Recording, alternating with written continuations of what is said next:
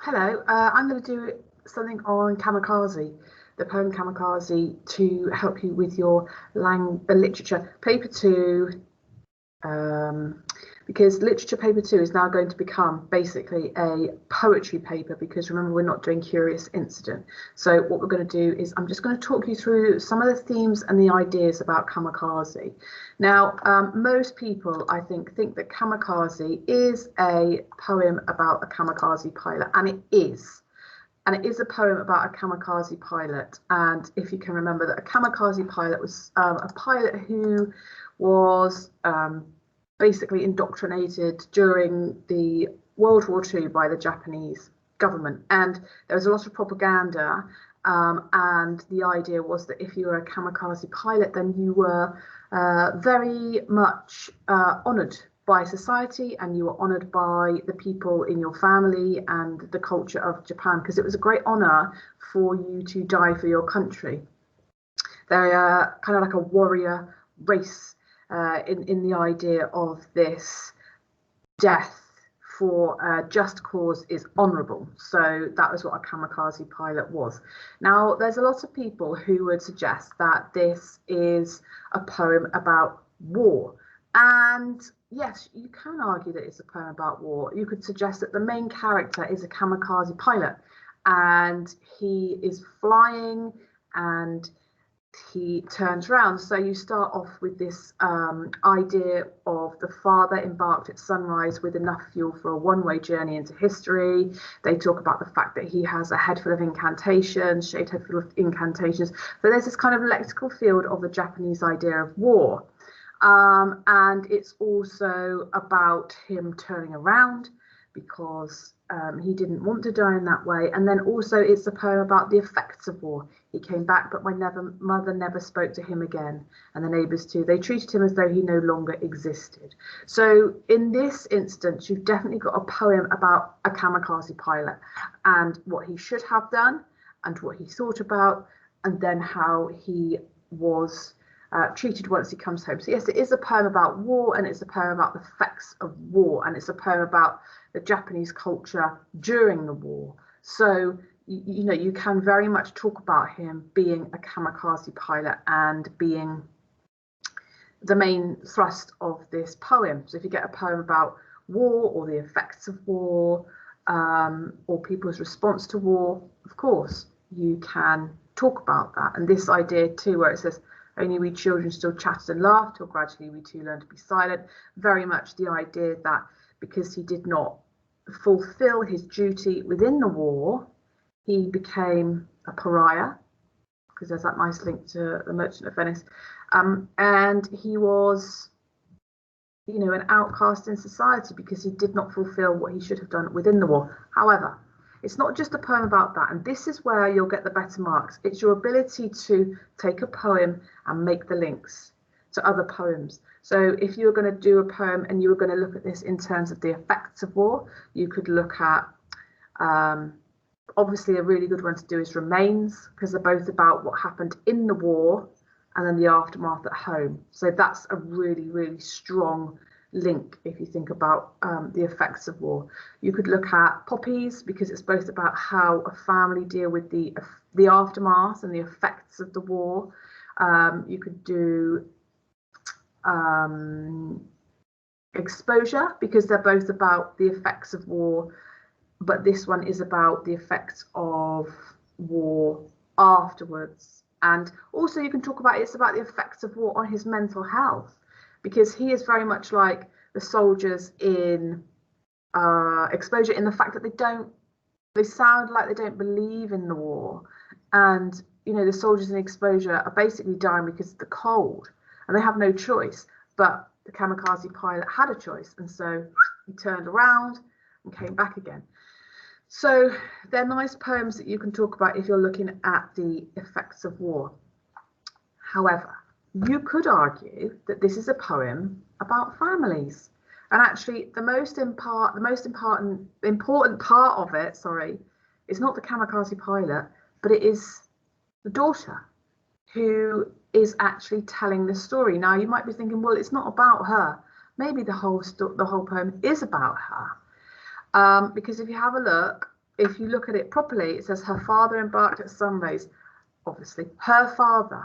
So immediately you're using the personal pronoun her and the noun father to suggest that he maybe is not the most important thing, but the fact that he is her father is. So that relationship. So he doesn't just say a pilot embarked at sunrise. He says her father. So actually, maybe it's the most important thing is that relationship between the father and the daughter, because that is the first couple of words. But halfway there, she thought. You've got the personal pronoun she and the verb thought. Hang on a minute. Maybe this isn't about the father. Maybe this is about the daughter and what the daughter thinks, and the daughter trying to alleviate some of the guilt that she feels for treating him in the way that she did. So she thought, recounting it later to her children.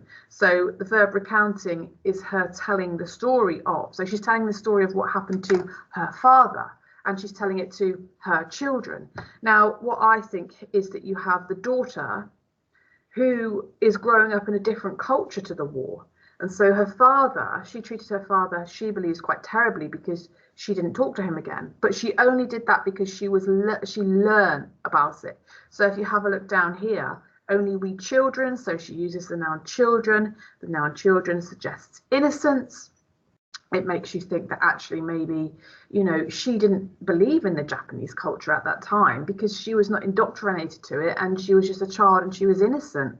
Still chatted and laughed. So the verbs chatted and laughed suggest joy, and they probably were really excited that Dad had come home. Oh, Daddy. They didn't yet learn that he had been, what's the word? He had been cowardly. You know, the whole point is that he would have been seen as a coward till gradually, all right, the adverb gradually. So it didn't happen all at once. They learned it. We too learned to be silent. So the word silent, you know, that oral imagery of no, like completely no sound. It's a very powerful word, silence. It means nothing, an absence of anything, any noise. So she didn't laugh, she didn't share joy with him, none of that sort of stuff. She was very much a ghost, a pariah, and she had learned to do that. So the fact that she learned to do that suggests that it's not her first and immediate response to having her father back. She was probably like, yay! So if you have a look through here, you've got her father, she thought, recounting it later to her children. Oh, now obviously she had children, and so her perspective changed, because when you have children, you love them very much. They can probably become the reason that you do a lot of things. And so and also what's happening is, again, this is very important, she's telling a story to her children that her father was not allowed to do to her. So you're getting this sense of things moving forward, and this verbal sort of ability to tell a story that she has with her children. We live in a society now where childhood and children are much more, I suppose we understand more their needs. And as a mother, she will have this great love for her children. So maybe this is a poem about love, and it's a poem about a mother who loves her own children, and she realizes that her father maybe did love his children, and that's why he came back, because she creates this story of him looking down and seeing the fish, but also of seeing and remembering how he and his brothers waited on the shore, bringing their father's boat. So you've got this lexical field of family and family relationships, brothers, fathers, yes, grandfather's boat. So this little dash, yes, grandfather's boat, indicates that she is actually telling a story. And her children are saying, oh, was that grandfather? Yes, grandfather. So it makes it like it's a narrative. She's telling a story to her children. And what this shows is the most important person in this poem is not the father. It's not the pilot. It's the daughter.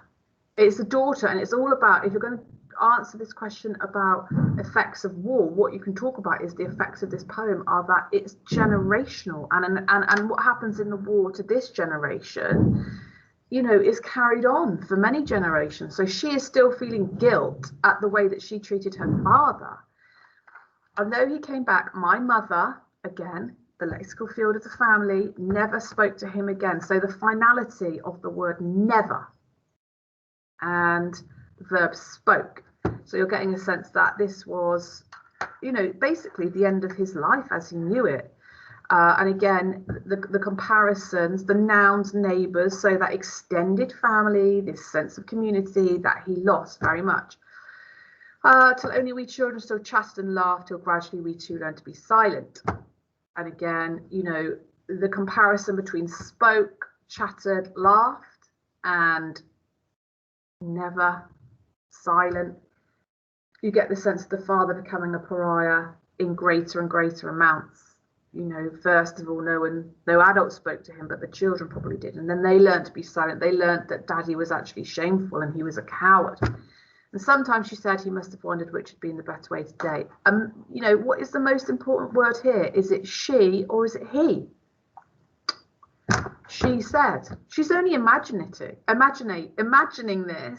She's only speculating. You know, he might have turned around because he was a coward. And he didn't think of his father, and he didn't think of his brothers, and he didn't think of wanting to come back.